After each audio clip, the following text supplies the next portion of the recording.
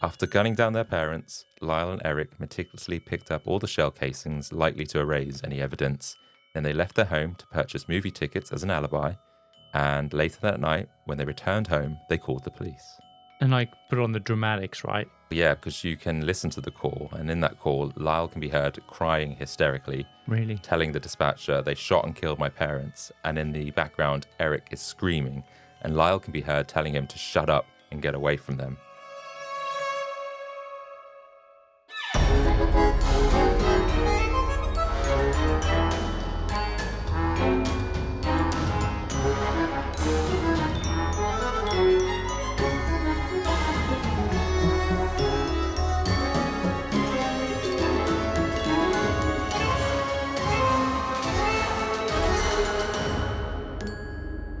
Welcome to the Compendium, an assembly of fascinating things, a weekly variety podcast that gives you just enough information to stand your ground at any social gathering. We explore stories from the darker corners of true crime, the hidden gems of history, and the jaw-dropping deeds of extraordinary people. I am Kyle Risi, your ringmaster for this week's episode. And I'm Adam Cox, your spoiled rich kid for this week. Ooh, very apt again. Mm-hmm. Freaks, you should know by now that we're off on a bit of a break throughout July and August. But don't worry, we've painstakingly handpicked a selection of episodes to keep you guys entertained while we're away. And these are just a few of our favorites from season 2, ones that you absolutely adored. This week, we're actually kicking off with a story that really slammed into the mainstream back in September 2024, which also happens to be when we first published this episode. So classically, Netflix was stealing our thunder. They always do that, you know. Wonder what that's about. Yeah.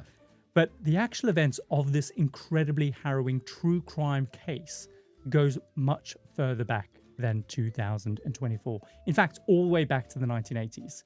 And Adam, this was actually one of your episodes. So today on the Compendium, we're kicking off our end of season highlights with what I'm calling an assembly of privilege, pressure, and patricide.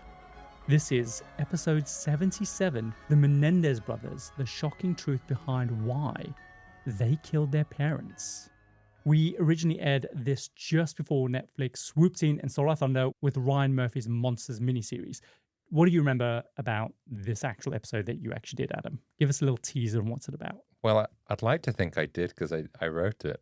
Yeah, but you remember surprisingly very little about things you do. That's true. That's very true. So there was the two guys, Lyle and Erik Menendez, their parents, Jose and, oh God, Kitty, yeah. But that wasn't her full name. That was her nickname. She had a nickname? I guess it's very apt for the 80s, isn't it? Yeah. Kitty, Muffin, Twinkle. Yeah, not that. But anyway, so obviously, sadly, their parents were killed by Erik and Lyle, and everyone thought that they were just these spoiled rich kids that wanted to get back at their parents because they had been written out of the wills. And so they killed for money, essentially. But it turned out to be a lot darker and sinister than that. Yeah, do you know what? And we are so divided on this because I don't really buy that narrative that actually there was a lot more going on behind closed doors. I don't buy that at all. I honestly stick with the idea that they killed them because they were going to be written out the will. It's tricky. There was enough evidence to say that something was going on, I think, but whether that was the only reason they did it out of fear and everything else, or actually if there was this kind of, they did it out for money. So I don't necessarily believe that it is one or the other, if that makes sense. I feel like there could be a combination of things in this. I mean, you typically find that normally it's a combination of the two anyway. There's a little bit of truth on each side. But why do you think we picked this episode to rerun for our season highlights? Because it's our most downloaded and listened to. Not because it's really poignant and Oh no, it's a terrible episode. You can't say that. All right, shall we test your knowledge on the episode that you did in what we're calling Who Wants to Be a Certified Freak? I think I'm ready.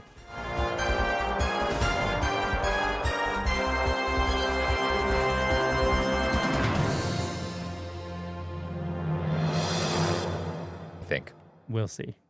Okay, Adam. The categories are everybody should know this, deep diver, and the expert. If you answer all 3 questions correctly, you will win yourself an exclusive Compendium keychain, which you do not own and did not snag one last week either. No, I've joined the Patreon. I've DM'd you, and I still do not have a keychain. I'm ghosting you. Who is this? I think this is spam. Block. But here is your shot for redemption. And if you win, you two can be dangling lovingly next to your own crotch, I guess. I enjoy that area. All right, let's play. All right, first up. With the first question, everybody should know this. Adam, can you tell me what year were Lyle and Erik's parents murdered? The trials were in the early 90s. It was set in the late 80s because everyone went wild for some of their fashion. I remember that after the TV show, even I was looking for some of their clothes. I don't know if it was 88, 89, or 90. Need one answer from you, boy. It's definitely, I'm going to go 89. Is that your final answer? Yes.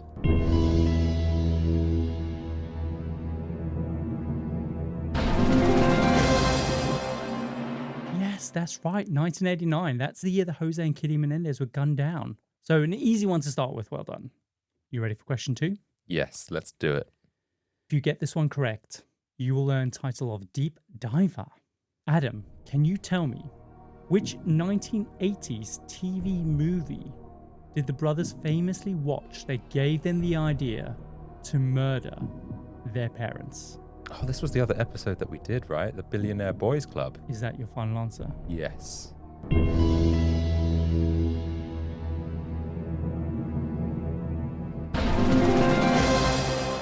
Correct! The Billionaire Boys Club. Yeah, during the trial, prosecutors claimed that Lyle and Erik were inspired by the 1987 TV movie Billionaire Boys Club. That claim came from their psychologist, Dr. L. Jerome Oziel, I believe that's how you pronounce that. And basically, he testified that Erik had mentioned the film during their sessions, and prosecutors argued that the brothers saw themselves in that story. And so, yeah, they wanted to gain something financial from killing their parents. Yeah, but if you listen to the episode after this quiz, you'll realize that Dr. Oziel, he's a piece of work. I know. But the thing is, though, surely his testimony must worth something. The things that he did, I think you can't count him in this. Okay, fair enough. We can argue after this. Okay. I'm going to catch ya. Adam, are you ready for question 3? Yes. Can you tell me which part of Jose and Kitty's bodies Lyle and Erik decided to shoot and why? I know the reason why. They shot them in a particular way to make it look like a mob hit. But where was it? I mean, they were shot all over. Pretty gruesome. Horrendous, in fact. It's probably their face. Is that your final answer? Yeah, the face. Lock it in.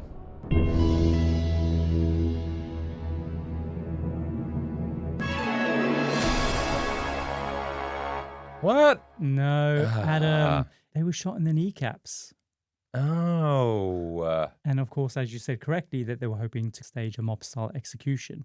So, of course, it was a calculated move to throw off investigators off of their trail and make it look like, obviously, something more sinister had happened to the family. But, Adam, I can't give you that point, I'm afraid. Can I get half a point? No. Do I not even get like the kind of keychain, like the ring, the bit that you'd like attach to the other keys? Maybe week by week I can get a piece of this keychain. They're for the Patreons. No. So solid work, though. You got 2 out of 3. 2.5 out of 3. Thanks for playing.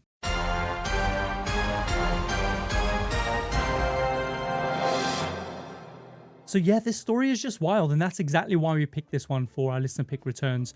It's just got everything. It's a classic spoiled rich kid behavior. There's that sense of untouchability and just the brutal crime at its core as well.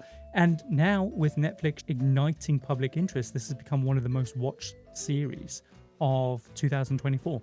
So with all that buzz, we felt like it was just a no-brainer bringing this one back to you guys. And true, the story is still going on to this day in terms of what's going to happen to them, which, in case people haven't listened to this episode yet, won't spoil. But yeah, there's definitely developments and worth a follow-up, I suspect, in the future. I don't think I've caught up, actually. I think there's been quite a few things I've seen crop up on my newsfeed. But yeah. All right, listeners, that's enough from us. It's time to dive back into the Menendez saga. Tune into episode 77 now, the original Blood Brothers, and relive the whole twisted tale. And we'll see you on the other side. See you then. See ya.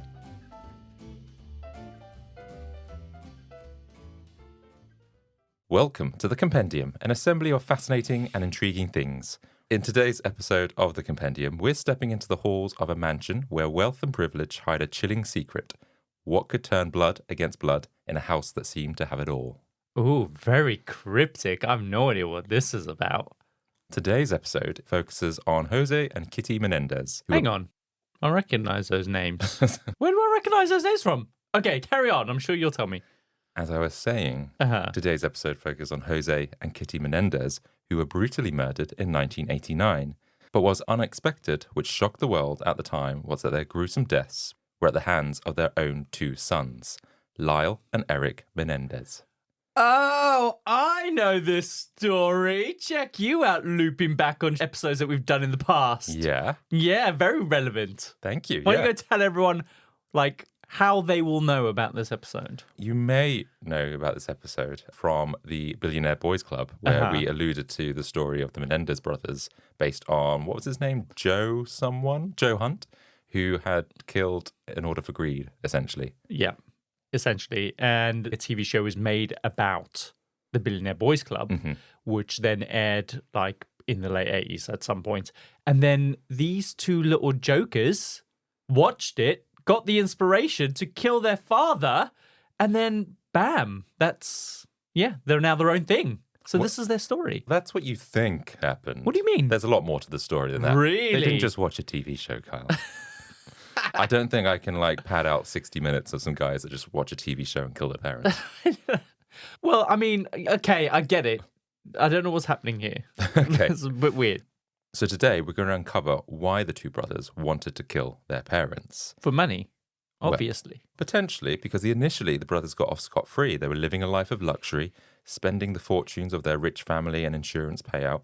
But eventually the police caught up with them in a way that the brothers could never have predicted. Really?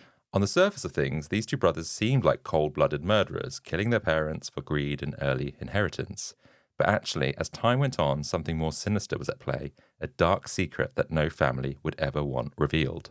Oh, very exciting. So this case had polarized opinions for decades. Some people believe justice was served and these brothers should be locked up, but crucial evidence was left out of their final trial, which people keep coming back to time and time again, speculating actually, should these brothers be free? Is there actually a valid reason for what they did? Really? Wow. So yeah, from the Billionaires Boys Club, that was what inspired me to go and research this.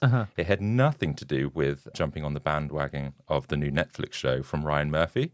He's doing a sequel to Jeffrey Dahmer Monsters Oh, really? anthology. Oh, that's so cool. And it just so happens that it's out this week, so it's nothing to do that. Oh, That's hence purely why you've coincidental. expedited this episode. Like, Kyle, I need to do next week's episode. And I'm fine. But yeah, so when we were doing the Billionaire Boys Club episode, of course, I didn't go into the story. It was just a footnote in our research. But I didn't realize that there was actually more to it than just a bunch of these little thuggy kids that went and killed their dad, but their mum as well, right? Yeah. Wow. So yeah, I'm really intrigued to hear more about the story. One thing I will say, this episode does come with a warning about suicide, murder, and sexual abuse. I'm not going to go into too many of the specifics, but I will be laying down some of the facts to tell us the key points. So understandably, if you prefer to skip this episode, then perhaps listen to one of our lighter topics, like lesbian nuns taking down the church, or a millionaire dog that hires some porn stars whilst managing a football team. All very light topics. Yes. Yeah. But That's very responsible of you, Adam. I know I thought for this episode in particular, Yeah. it's quite dark. We're talking quite jovial now, but actually it's quite dark. Yeah, that's it. And I think a lot of people always tell us that when we approach very difficult, sensitive subjects, they're always really impressed with how sensitively we address it, even though we've never issued a warning like this before. So let's start from the very beginning. Jose Enrique Menendez was born on May the 6th, 1944 in Havana, Cuba. He was the youngest of three children and his parents were renowned athletes. His father was an exceptional football player, while his mother was a celebrated swimmer who was even conducted into Cuba's Sports Hall of Fame. The family was really well off thanks to Jose's dad's successful accounting firm. However, after Fidel Castro came to power in 1959... Fidel? What's his name? Fidel. Fidel. Fidel sounds like his dog. Fidel and Fidel. Yeah, when his dog came to power. Back in 1959, the Menendez family's future in Cuba became uncertain And so, concerned for their children's welfare, the parents made the difficult decision to send their youngest son, Jose, to the United States for a better life. So at just 16 years old, Jose arrives in Pennsylvania with no money and no knowledge of English. They live in Cuba, a communist country. I find it difficult for them to go, it's a really difficult decision for us to send our kid to the land of the free. Well, I guess like parting with your family is still challenging. Sure, yeah. So despite the odds, Jose worked tirelessly following in his parents' footsteps in both athleticism and business acumen. He excelled in sports, particularly swimming, and earned a full scholarship to Southern Illinois University. While Jose had always dreamed of attending an Ivy League school, his financial situation didn't allow that at the time. However, he vowed that if he ever had children, they would have every opportunity that he had missed out on. Nice. It was at a Southern Illinois University that Jose met Mary Louise Anderson, otherwise known as Kitty. Such a classic 80s name, isn't it? Or Kitty. Yeah. Yeah. Kitty. She came from a family that had seen its fair share of struggles. Her father had left her mother and remarried, which left Kitty and her mother to fend for themselves. Kitty worked at the university's broadcast center, producing content for radio and TV. And in 1962, she met Jose, and the two quickly fell in love, and they got married in 1963 and moved to New York. In 1968, they welcomed their first son, Joseph Lyle Menendez, followed by their second son, Erik Galen Menendez. Jose's career was on a meteoric rise. He started working for Hertz Car Rentals and quickly moved up the ranks, eventually becoming this worldwide general manager by the age of 35. His success allowed the family to live comfortably, and Jose made sure his sons had access to the best education and opportunities. Despite his background in accounting, Jose developed a really strong interest in the entertainment industry, and so by the early 1980s, he had become the head of RCA Records, where he was responsible for signing major bands like Duran Duran and the Eurythmics. Oh, really? Wow, okay.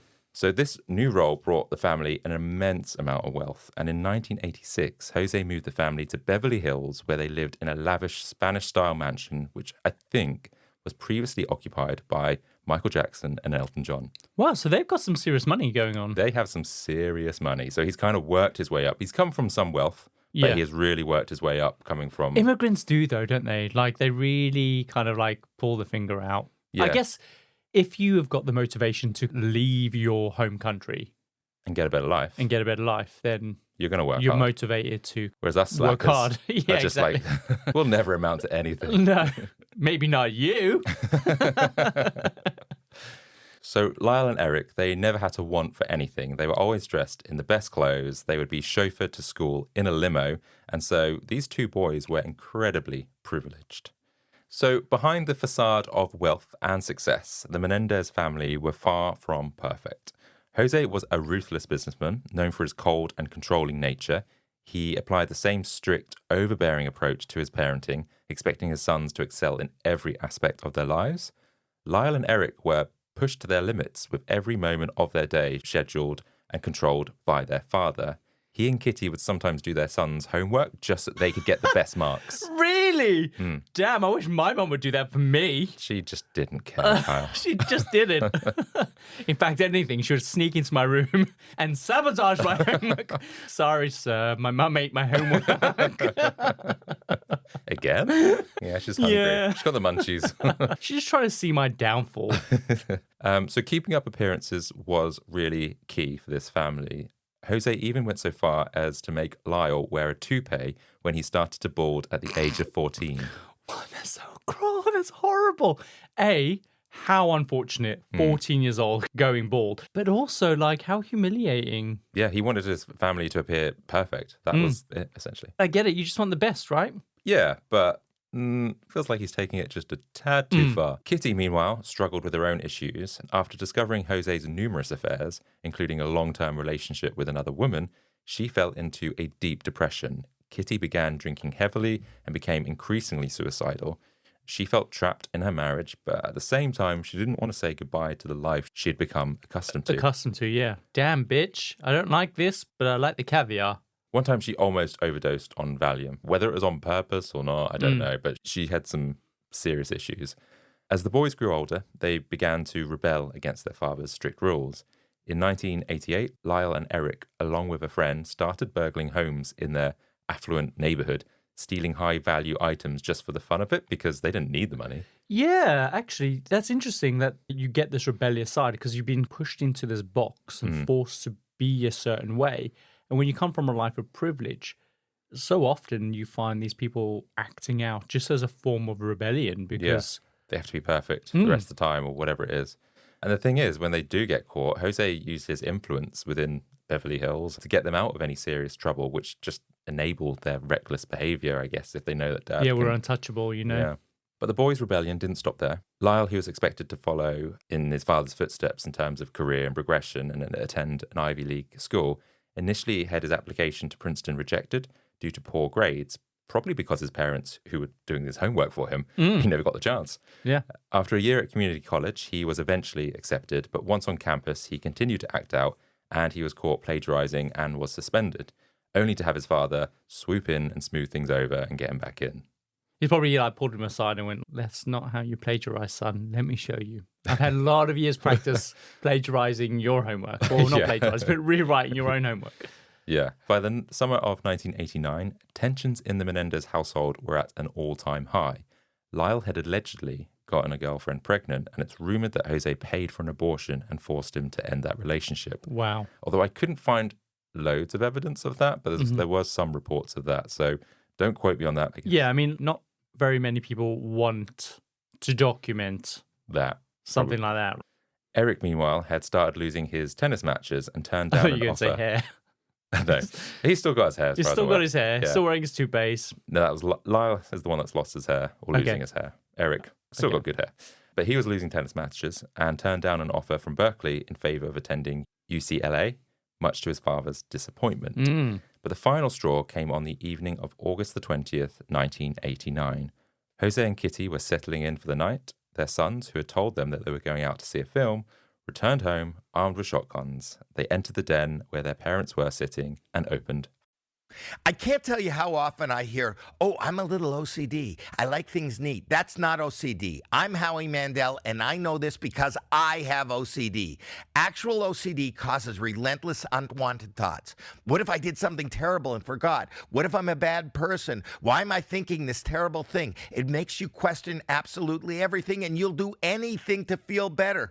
OCD is debilitating, but it's also highly treatable with the right kind of therapy. Regular talk therapy doesn't cut it. OCD needs specialized therapy. That's why I want to tell you about NoCD. NoCD is the world's largest virtual therapy provider for OCD. Their licensed therapists provide specialized therapy virtually, and it's covered by insurance for over 155 million Americans. If you think you might be struggling with OCD, visit nocd.com to schedule a free 15-minute call and learn more. That's nocd.com. Curious if who you've been talking to online is who they say they are? The Sea of Love is filled with catfish. Make sure one doesn't hook you with lies. If you're trying to confirm the identity of someone you're talking to on dating apps, you need truthfinder.com. With Truthfinder, you can check public records to see if they're being deceitful about their age, identity, past divorces, and more. Make sure you're not wasting your time and energy on a scammer with truthfinder.com/dating today. You're not at your house. You're at a lavish seaside estate. You're not walking the dog. You're hunting for clues in an Agatha Christie mystery.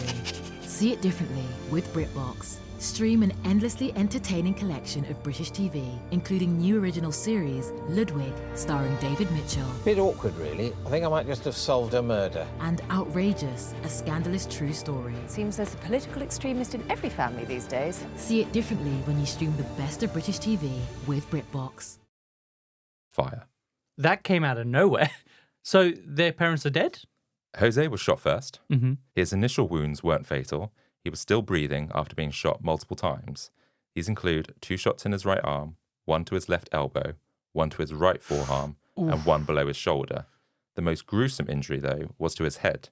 According to a doctor who conducted the autopsy, the head wound was so severe that it left a gaping laceration large enough to fit an adult fist through. Jesus. So basically almost decapitated.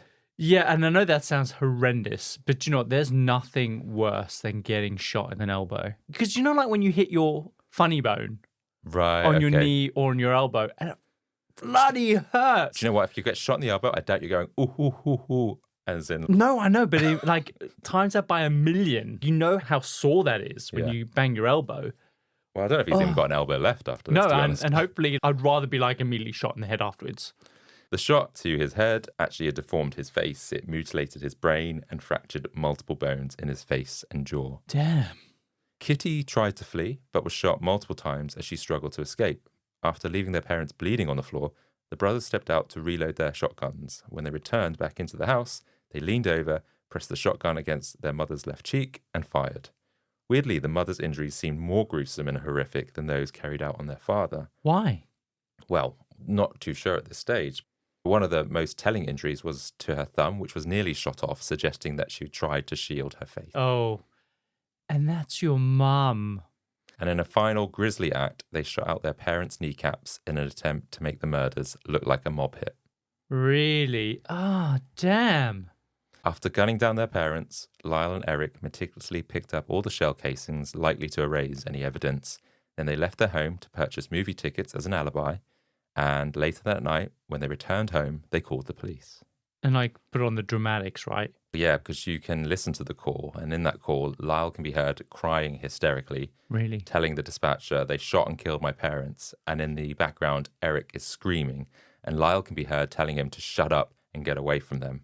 It is an interesting sort of situation here. Yeah, and did you hear this call? I've heard bits of the call and some of the other sort of evidence that we'll come on to. Yeah, I think you can look it up on YouTube. I'll try and see if I can find it. I think that's definitely one for the show notes, right? When the officers arrived, they found the brothers outside screaming and crying. They ran past the officers through the gate and collapsed on the street, seemingly overwhelmed with grief.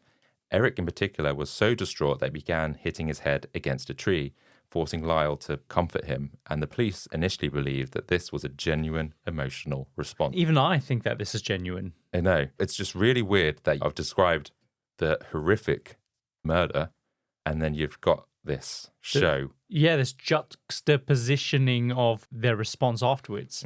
Crazy, and just no one suspects them at this moment in time. Pretty much. So that night, the police believed the murders were the result of a botched mob hit or a business deal gone wrong. Because the kneecaps. Exactly. And, and Jose had plenty of enemies in his career, and the brutal nature of the killings seemed to support that theory.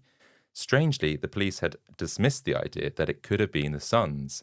This was a rich, predominantly white family in Beverly Hills, and they sounded traumatized. I guess the police just thought, yeah, it can't be a family member. It must be, I don't know, some criminal. Yeah. Like, this is a well-to-do family. They have everything. Yeah. Why would their life not be perfect? But the thing is, had they tested the brothers themselves or their car for gunshot residue that evening, then the case would have been solved instantly.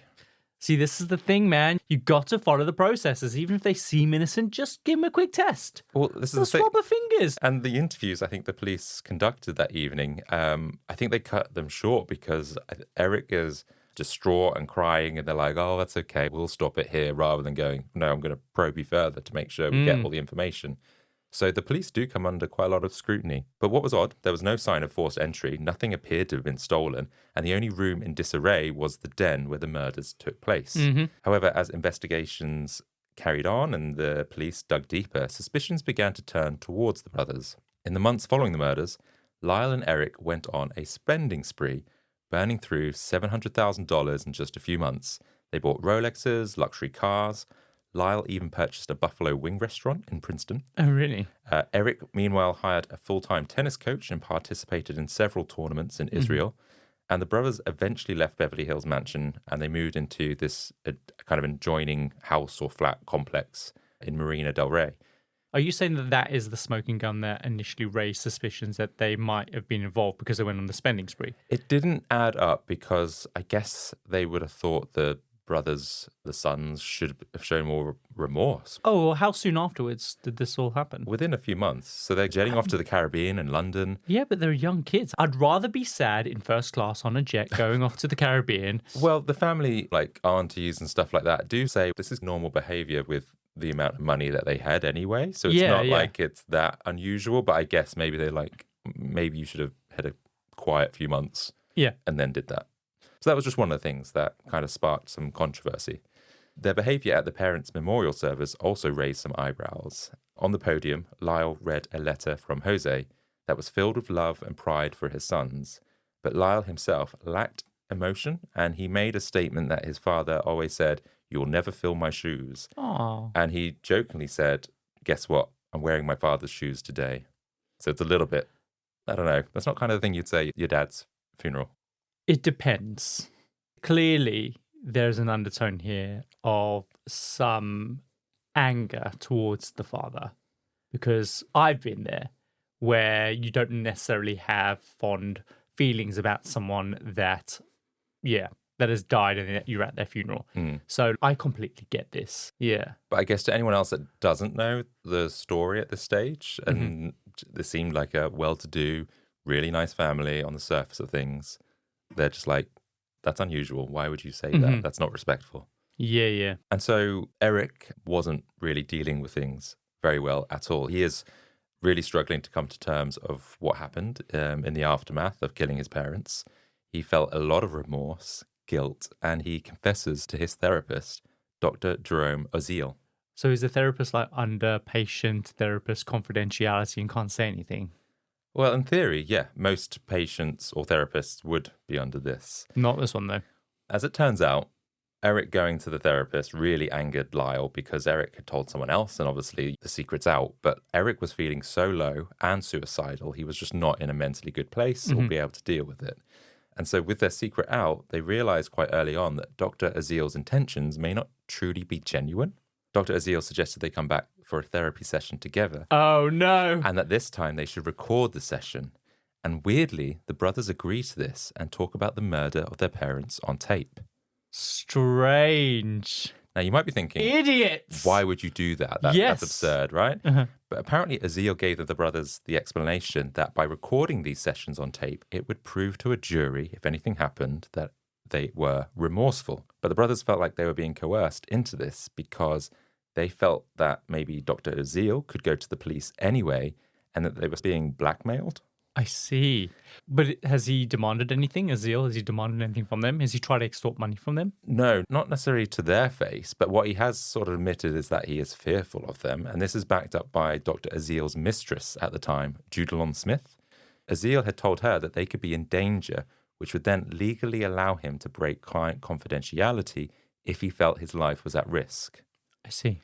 So things between her and the doctor don't really work out for a number of reasons. And she had been eavesdropping on the brothers' therapy sessions and had heard the confessions firsthand. And she had gone to the police to drop the bombshell that Jerome Oziel had a confession from the Menendez brothers about what really happened to Jose and Kitty Menendez. Wow. And so she also claims that Oziel felt like he needed to control Lyle and Erik Menendez and push them into recording an incriminating therapy session. And Smith testifies that Oziel told her he needed to get them to say incriminating things on tape so that they would have something to protect them. And then also he says that he could use that to then divorce his wife because he'd be like, "Oh, I need to divorce you. You're not safe." So Oziel is not a good person. He doesn't sound like a good guy at all. So he's in it for himself. And Judalon Smith also says that he said to her that he thought that they would both now be stars. And so perhaps, she's pissed about her ex. She went to the police to get back at him, but it seems like his motives, he didn't really care about the brothers. He was in this for his own motivation. He wanted perhaps to be seen as a hero for getting the confession out of the brothers to bring them down. But the tapes would go under a fair amount of scrutiny when they were used in court, as they seemed to mask the real motivation behind the murders. But before we get into the real reason, let's recap. The confession tape has been made. The police are now aware of its existence through Dr. Oziel's ex-mistress, Judalon Smith. Okay. So the police issue a search warrant, and once they get hold of the tape, they hear the brothers tell Dr. Oziel that they killed their mother to put her out of her misery. And that their father deserved to die before his infidelity had. Oh, okay, because the father was torturing the mother emotionally. Yeah. So it comes across as a mercy killing. That's so misguided, though. At what point in your life are you taught that's okay to put someone out of their misery? And also the way that she was killed. Shot her thumb off! And just, it was gruesome. That's not like a single shot and she would die instantly. Shotgun, because that's like pellets, right? That mutilates you. Yeah. How would you want to then you have to now live with that for the rest of your life, knowing that you decide to shoot your mum with a shotgun. and she's mutilated, and you probably had to watch her die out as well. So you can understand why Erik was probably falling to pieces. Yeah. There's something very difficult to have to deal with. Yeah. So what do you think's going on? I have no idea. Confused. Okay, all will be revealed. I promise. So after the police find the tape, Erik and Lyle are quickly arrested. A case against Lyle and Erik Menendez was built on these confessions, and the evidence that followed confirmed their guilt. Their spending spree, their attempt to cover up the crime, and their approach to life after their parents' deaths painted a picture of two young men who had everything and perhaps committed this horrendous crime in fear of being cut out of their parents' will. So essentially, what the police think at this stage is that they did it for the money and greed. That's why they killed their parents. Sure, because they were worried that their father was going to cut them out of the will. That's what my understanding is of that story. Yeah. But you're saying that's not the reason. That's the prosecution's angle. The defense angle was a little bit different. Well, actually, a lot different, to be fair. They said that they did it out of fear of their lives. So at the moment, it didn't seem like, based on what the police knew of up till this point, that Erik and Lyle were scared of their parents. Yeah, that doesn't calculate for me. You're going to need to explain how they were scared for their lives. The secret they had been keeping mostly hidden from the rest of the world was now out of the bag. We know that Jose was a controlling and strict father, but what many people in the Beverly Hills community didn't know was that he, and along with his wife Kitty, physically, mentally, and sexually abused their two sons from a young age. Well, both of them. Both of them.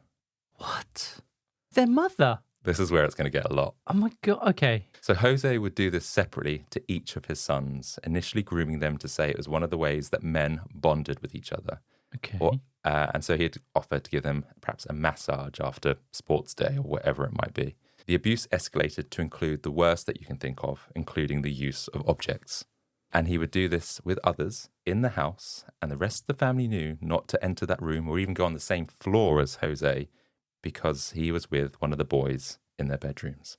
Shit. Initially, Jose had started the abuse with Lyle, the oldest, and the huge negative impact it would have on him led him to confess in court, whilst crying, that he replicated that same abuse on his younger brother, Erik, which is actually apparently statistically quite a common reaction when you've been abused yourself.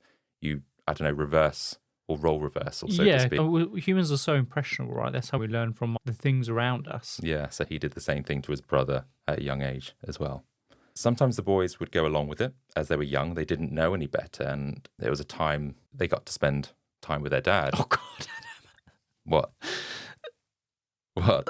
Just the way that you said that. They got to spend time with... They were getting abused, but it's okay because we got to spend time with Daddy. I guess, I don't know. Maybe the dad's so busy. I think, from what I understand, you can't really separate maybe the two when you're at that young age, and you still love your father, and this is a way that you get to spend time, even though it makes you really uncomfortable. Yeah. And so they want to, they want to... I get it. Yeah. I think a lot of people get it. When they resisted what their father asked them to do, they were punished. And so the boys probably felt there's no other option. And you think that they would be able to confide in their mother, but she would just brush it off or even lock them in the wardrobe for the day. She abusing them as well? She was definitely mentally and maybe physically abusing them. I guess locking them in a cupboard will do it, right? Yeah. And the psychological impacts of your mother going, I don't care. She wasn't abusing them at the same level as Jose. So these kids had no escape, and they had to fend for themselves separately. Each brother didn't really know what was happening to the other, not at first anyway. And one of them would keep Tupperware in their bedroom, as they would rather go to the toilet in the Tupperware at night rather than risk waking up their dad by going to the bathroom. Because he would be violent, or because he would just go and do whatever he's doing to them? Possibly it's then an opportunity for him to maybe do what he does. So was he a homosexual then? Well, he had a wife. He had and a he was mistress. having an affair. Yeah, affair. So I don't know. I think anything. You'd just do anything with anyone. It was only in the weeks leading up to the murders did the brothers eventually reveal what had happened to them both whilst growing up. I guess they perhaps both suspected it, but never had a full conversation about it because there was all these secrets within the family. And it all happened when Erik was looking to go to college. And for him, he saw this as a way out of getting out of the house, away from his parents, and a new start. But his dad, who controlled the money, put his foot down and said, no, you're not moving out. You can commute to this college. I guess for him, he's, oh, what am I going to do? I'm never going to get out of this. So did this abuse just carry on up until the moment that they decided to kill their parents? And how old were they? That's the thing. So for Lyle, I think it was possibly just whilst he was a child. For Erik, it was up till the murders. So I think it lasted over 10 years. Wow. Meanwhile, Lyle is having a fight with his mum and she hits him and pulls off his toupee. And Erik sees this and he's like, I had no idea. My brother wears a toupee? Yeah. Oh, he didn't know? He didn't know. And so the boys console each other. And they But just, aren't these boys supposed to be brothers? Why are they not sharing things with each other? I don't know, but there's so many secrets. And so they were threatened not to tell the rest of the family about what's going on. So there's just so much secrecy and shame that eventually after this kind of escalation and fight between the dad and the mum, that the boys console each other and they decide to just air everything out and go like, right, no more secrets. Let's tell each other everything of what's going on. And Lyle is in fact devastated because he was the oldest. He didn't think maybe the same thing would happen to Erik, especially considering Erik's abuse lasted up till the present day. And so they confronted their father and he warns them about telling anyone else. And if they did, that would be the end for them.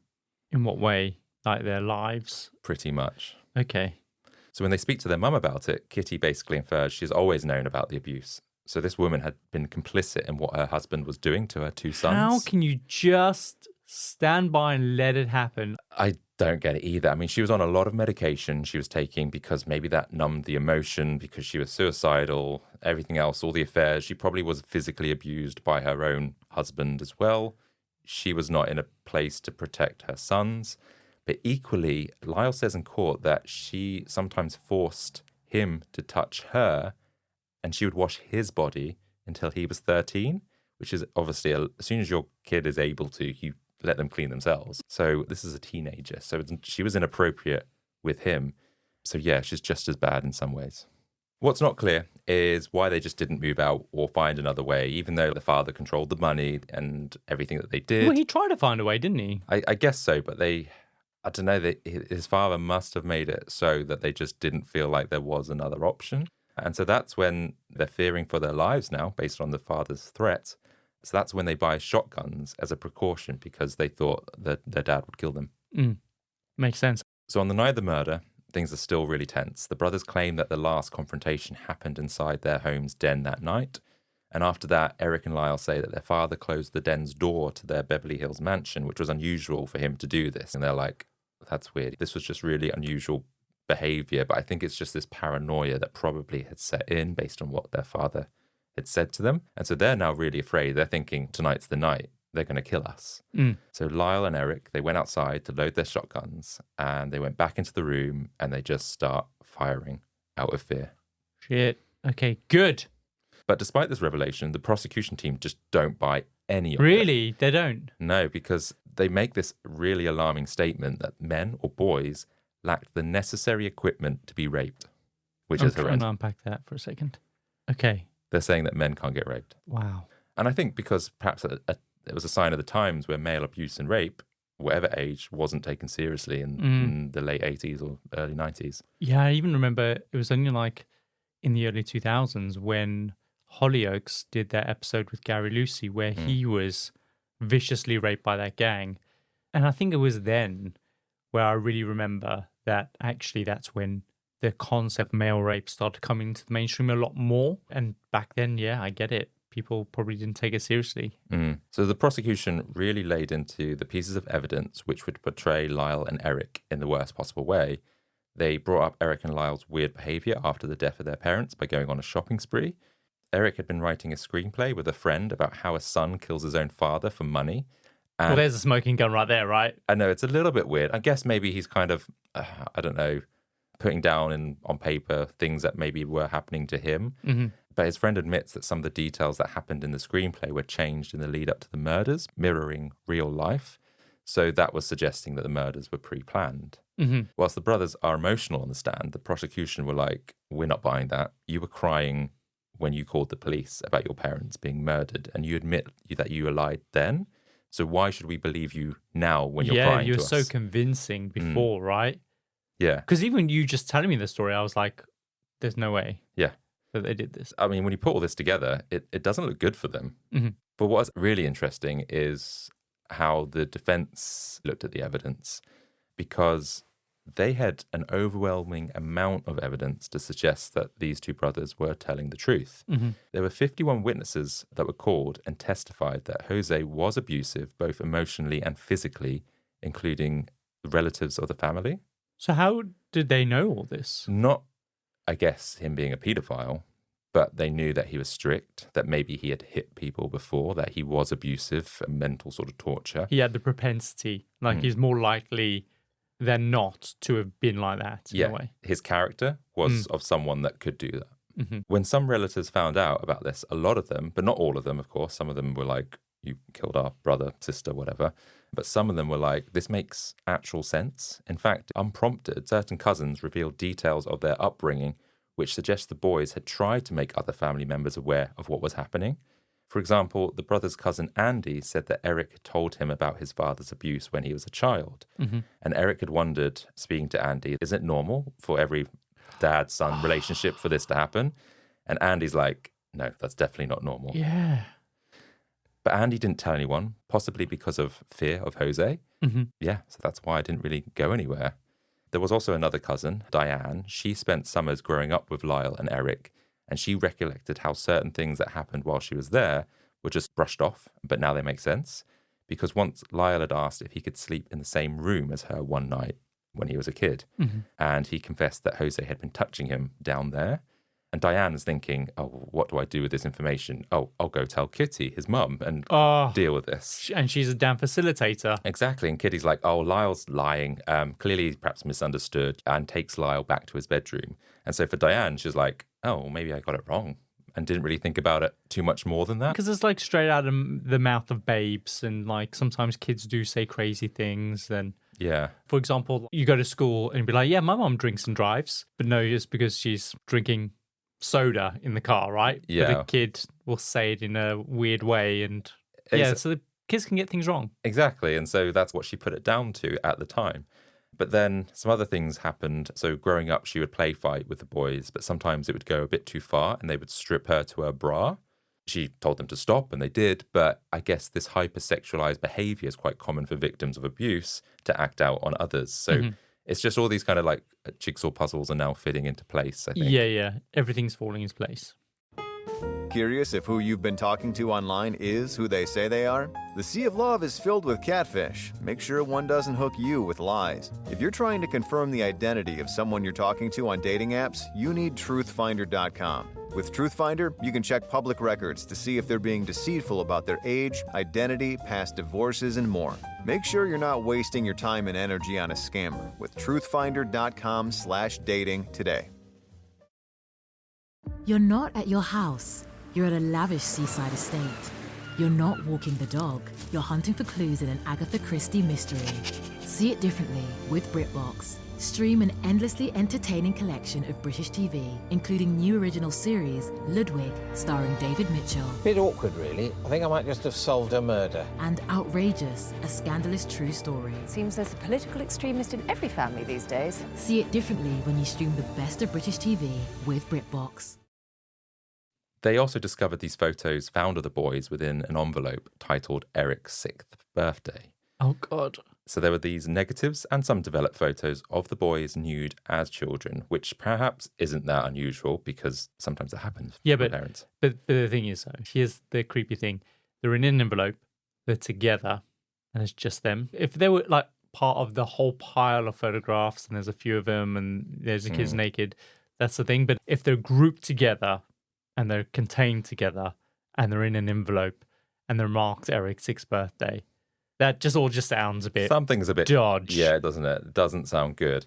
And the other thing is these photos, they were framed in a way so they purposely cut off the heads of the boys. So what he's doing, basically, he's 100% exchanging these photographs with other pedophiles in a Possibly. network. I didn't even think about that because of the theory when I was researching this. I thought they might be disconnecting the image from being the son, but yeah, that's actually a good point. Could he have been sharing these photographs? 100%. What the prosecution say is actually, no, these are just perhaps taken from the boys. And obviously it's not a good angle that they were taking pictures of each other whilst they were perhaps playing naked. They were just saying there's no harm in these photos. But with everything else... What a load of old shit. They are in an envelope. They're marked Eric's 6th birthday. They're not with the other photographs. There's some negatives in there as well, and the heads have been cut off. Don't tell me that there is nothing wrong there. Don't piss on my leg and tell me that it's raining. Very astute, yeah. Then there was a bit of a hoo-ha over whether Dr. Oziel's tapes could be used in court.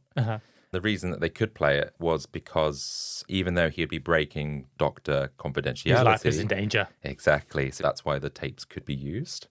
And Lyle denies that he ever threatened Dr. Oziel, but, this is like his word against his word. After much back and forth between the prosecution and the defense, the judge rules that some of the tape could be omitted as evidence, but some of the recordings left out. But the thing is, throughout the whole tape, the brothers don't reveal the abuse whatsoever, perhaps out of shame, perhaps out of weariness of Dr. Oziel's real intentions. Probably out of shame. Yeah, I think that's likely. Yeah, for sure. The prosecution argues that if the brothers had really been driven to fear by their father through all the abuse as children and young adults, then why hadn't they mentioned that abuse to Dr. Oziel? And the trial took many twists and turns, and in the end, after lengthy deliberations, both juries became deadlocked, meaning no conclusion could be reached successfully. So a hung jury, basically. Yeah. Which means they go free. No, they have to now face another trial with a new jury and a new judge. But this time, that judge is limiting any evidence or motive behind the murder which is linked to child abuse. Really? Why? That's their whole defense. Yeah, but... So now they don't have a defense. Pretty much. That's the stupidest thing I've ever heard. Why? Do you know why? A couple of reasons, which I'll get on to in just a second. The jury's also not allowed to vote for manslaughter charges instead of murder charges. And so this, as you rightly said, that the defense's case is no longer as compelling, and therefore trying to get a conviction that holds a lesser sentence than murder was pretty much near impossible. So it's either they are guilty of murder or they're not guilty of murder, but then we can't even bring up what their motive might have been for doing it, which was, of course, the abuse. Yeah, I think it could have been brought up, but the amount of evidence was limited, so it's not as powerful or compelling enough. Sure, I understand what you're saying, but why? So one of the reasons people think that the judge's decision to limit the evidence surrounding the molesting and everything like that was that the police and justice system had been mocked and scrutinized recently from the O.J. Simpson trial, where O.J. was acquitted of murder. And so people speculate the justice system just didn't want another hung jury or killers to go free. And so regardless of their motive, they were killers and they needed to be punished. That's horrendous. That's such a major miscarriage of justice. Okay, yes, they killed, and probably on a technicality, they are guilty of that. But you need to consider motive as well, right? Yeah. And yes, they probably should be punished for killing someone because that's sort of not the right thing to do. But how you killed them, so the manslaughter side of things, that's so key because then otherwise they're going to go to prison for life. And this is why it's still debated and a hot topic in terms of a lot of people think they should serve time, but not to the degree that they have done. Of course. I had no idea that this is where this story would go down. Yeah, neither did I. I just knew of it based on what you said in the Billionaire Boys Club episode. And you haven't even mentioned the Billionaire Boys Club. You didn't mention the bit where they were sitting down in the den, they were watching this TV show on the Billionaire Boys Club, and they were like, do you know what? This is how we do it. Do you know what? I will reference that a little bit later on. Oh, okay. Sorry. The other thing is, in the second trial, more evidence from the tape is played to the jury, and without the brothers speaking specifically about the abuse, it only strengthens the prosecution's argument about what they did and the motivation behind it. This tape comes under a lot of scrutiny, particularly by the defense and those wanting a retrial.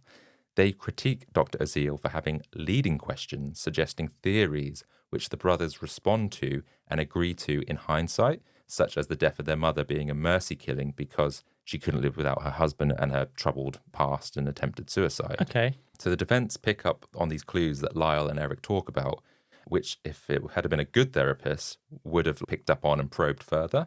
But he doesn't. He ignores them because they just don't fit with his theory. For example, the brothers talk about their childhood being about survival, or basic training is the words that they use. Basic training. Which, you know, suggests a strict upbringing. I would never describe my childhood as being basic training. I'd describe your childhood as you being basic.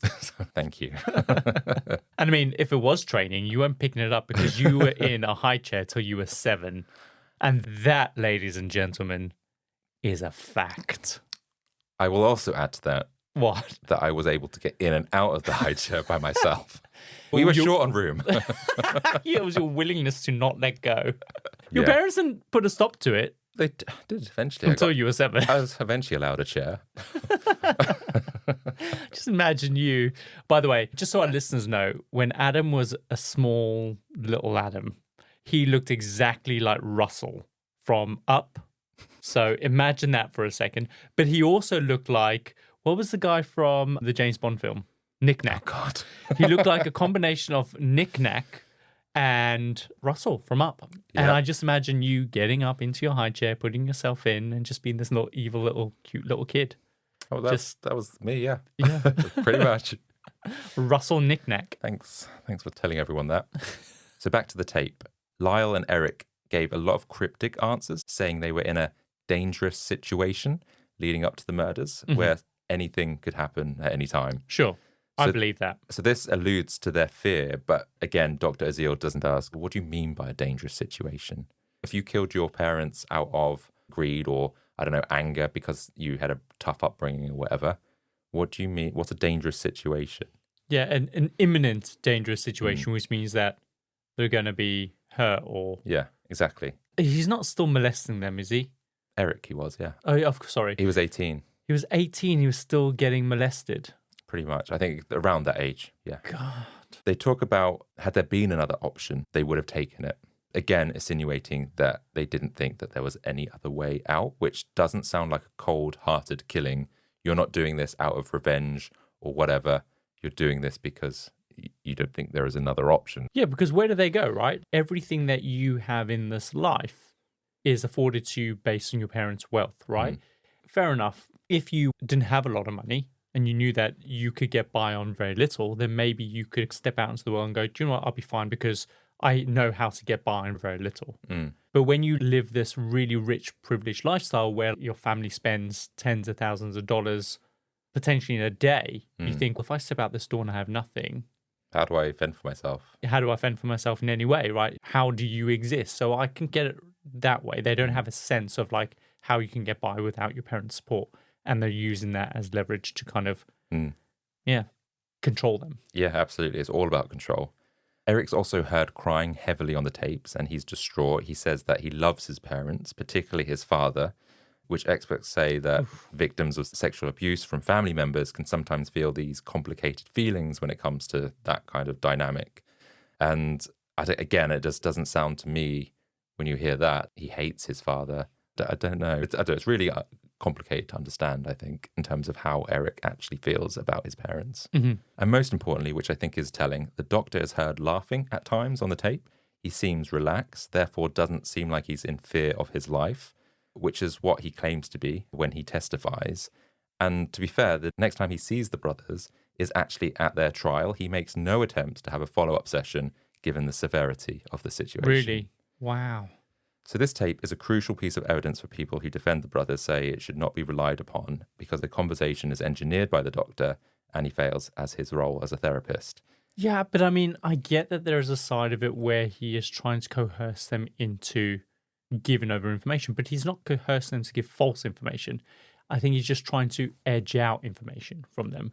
And I think people are clever enough to read between the lines and see past kind of the way that he's asking these questions or what he's trying to orchestrate and just look at the facts of what's being said. They're still guilty. It's still an admission of guilt, whether or not there is another layer to it based on what the doctor's trying to get out of it.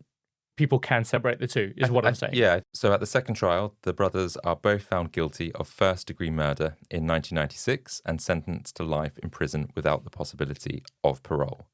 Initially, Lyle and Erik were kept apart in different prisons for around 22 years. They kept in touch by writing letters back and forth, even playing a chess match via mail, which must How have does been... that work? Well, I'm guessing you're just... Very slow, isn't it? Yeah, like one move per letter. And what if you're playing this game and they're mailing back and forth and then someone comes into the cell, accidentally knocks over the chessboard and you're like, oh. Well, that's the thing. I can't imagine...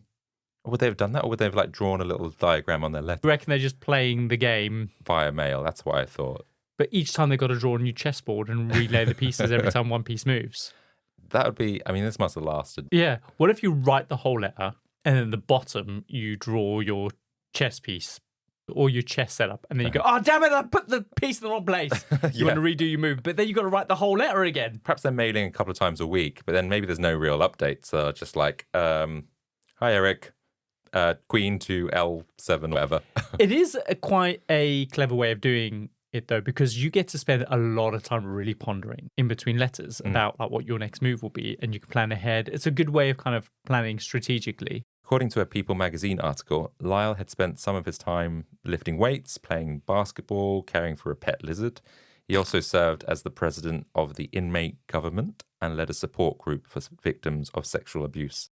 In 2018, Lyle was transferred to the same prison that his brother Erik was at, so they could have a chance to be closer together. So they weren't in the same cells, but I guess during recreation time, they could catch up and stuff like that. It also seems that they have rehabilitated. For one thing, they have wives.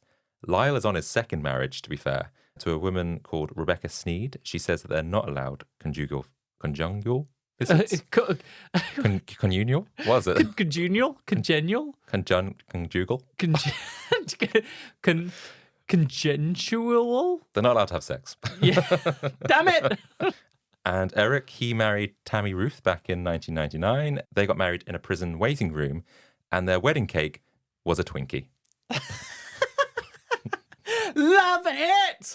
Which I guess is the best you can get. Yeah, that's it. Hey, prison board, we're getting married. Could you possibly spare like a cake? And we're thinking maybe a 5-tier cake, chocolate double ganache, like with sprinkles on top and like really elegant, like the whole shebang. Like, we don't really have budget for that. Okay, how about we negotiate down to 3 tiers? And like, yeah, still don't think the budget's going to crack to that. Okay, 2 tiers? 1 tier? Best we can do is a Twinkie. I'll take it.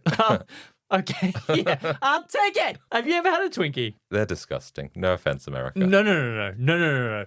The reason why it's disgusting, Adam, and I guarantee you, is because when you have a Twinkie in the UK, they are dry because they've come all the way from America. But when you get them when they're moist and they're juicy, sometimes you get cream on one end and chocolate on the other end. When they're really juicy and moist, Yeah, but it tastes so fake.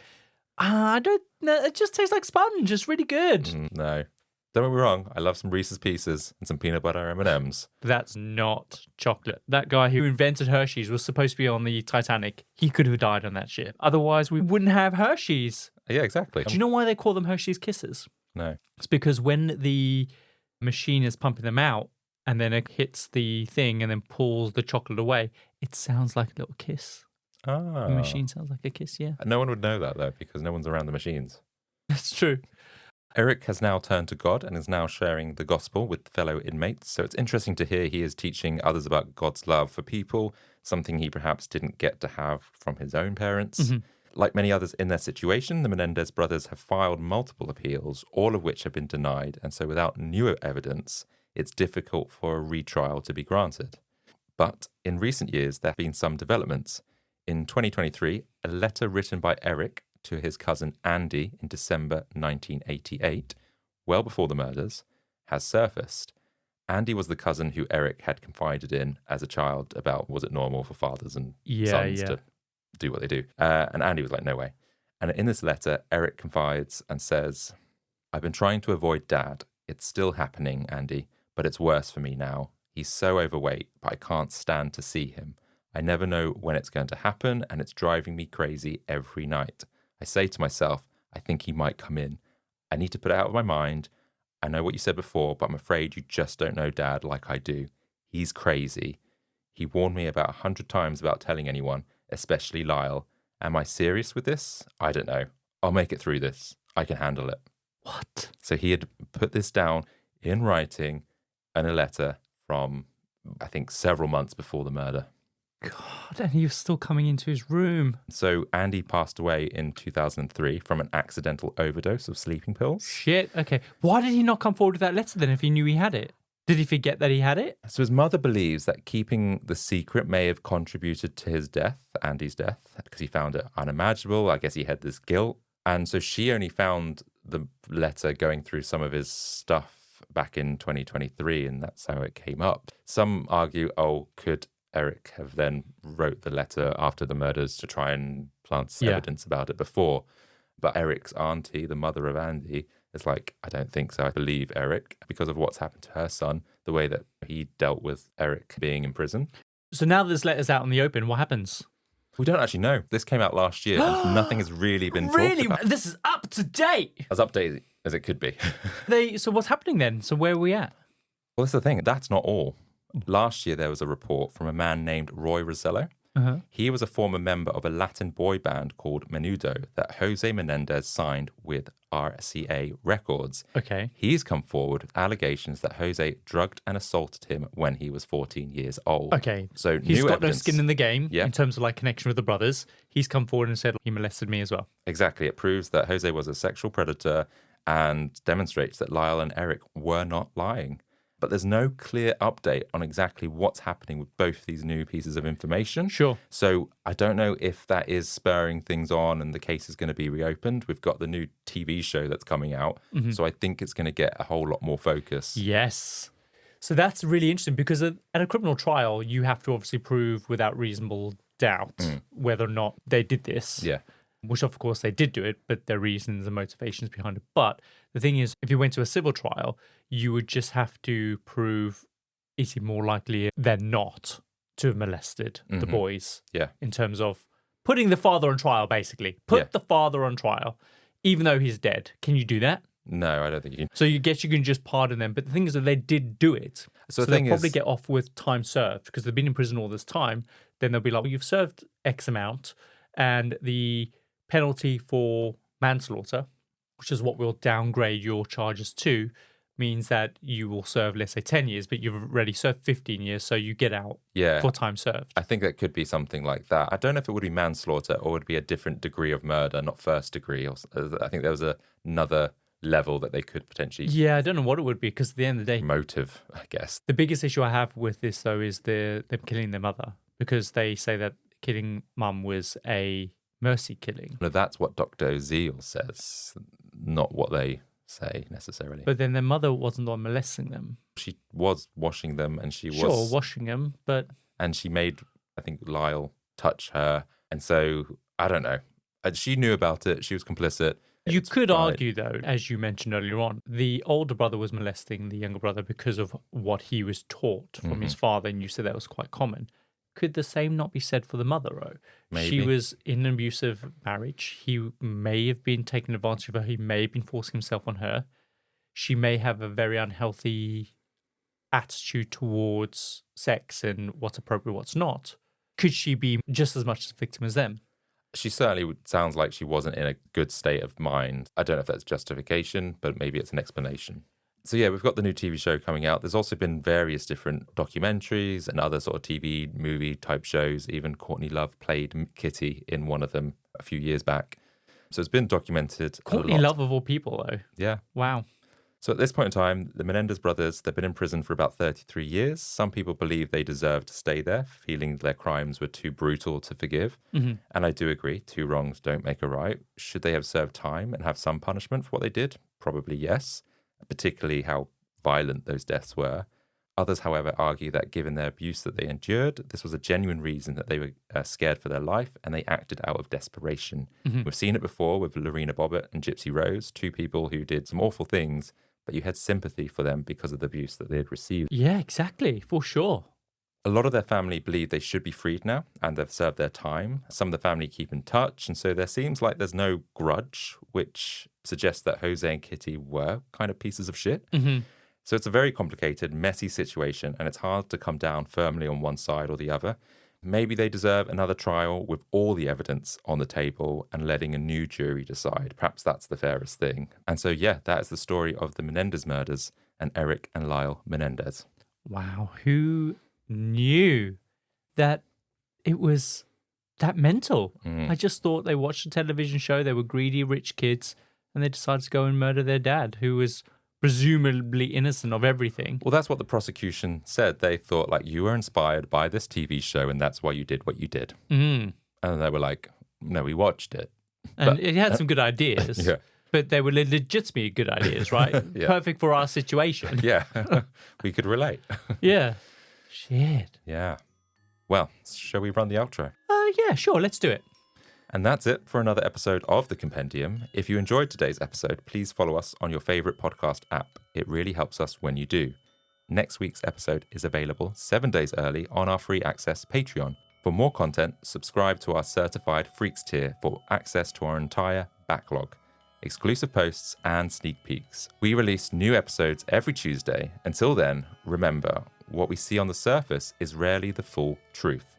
Sometimes the perpetrator can also be the victim. Until next week. See you later.